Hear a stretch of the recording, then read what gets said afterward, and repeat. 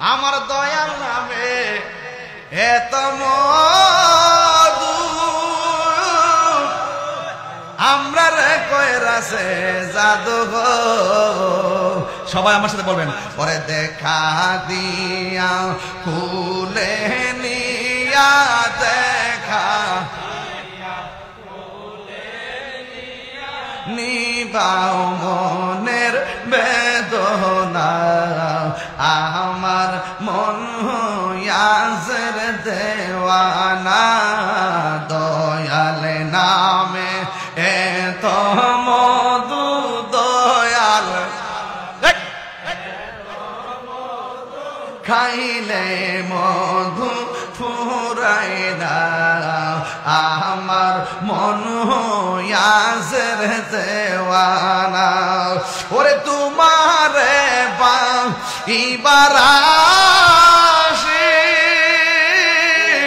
ঘুরতেছি পাগলের বেশে গো হে বলো দেশি বিদেশে ঘুরি আমি দেশি বিদেশে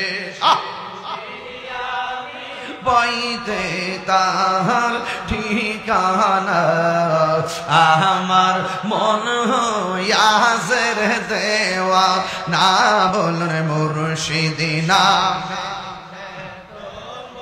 দু দয়াল নামে এত মধু খাইলে মধু ফুরাই না আমার মন হইয়াছের দেওয়ানা জোরে জোরে কি আল্লাহু আকবার বলা যাবে না?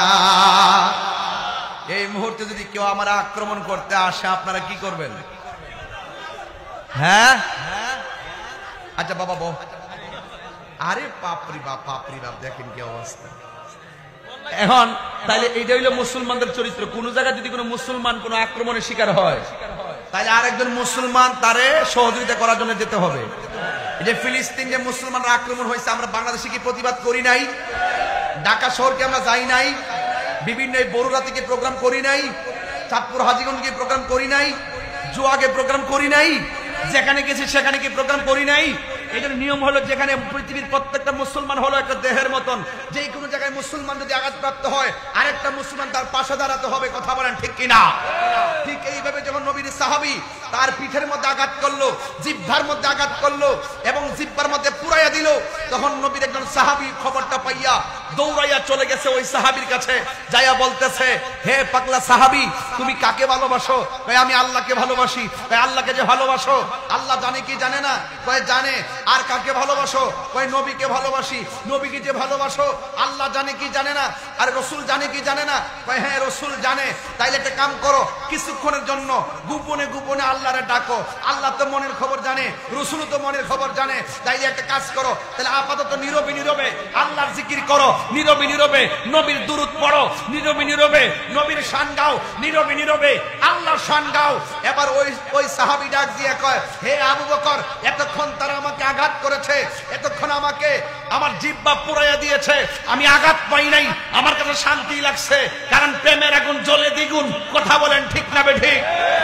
কিন্তু তুমি যে আমারে বলছো আমি কিছুক্ষণের জন্য আল্লাহর নামটা আস্তে আস্তে জপতাম, কার ডরে জপতাম? মুনাফিকের ডরে? খাজা आए मेरे खाजा में आया बहुत दूर से, झोली मेरे भर दे तो मोहम्मदी नूर से।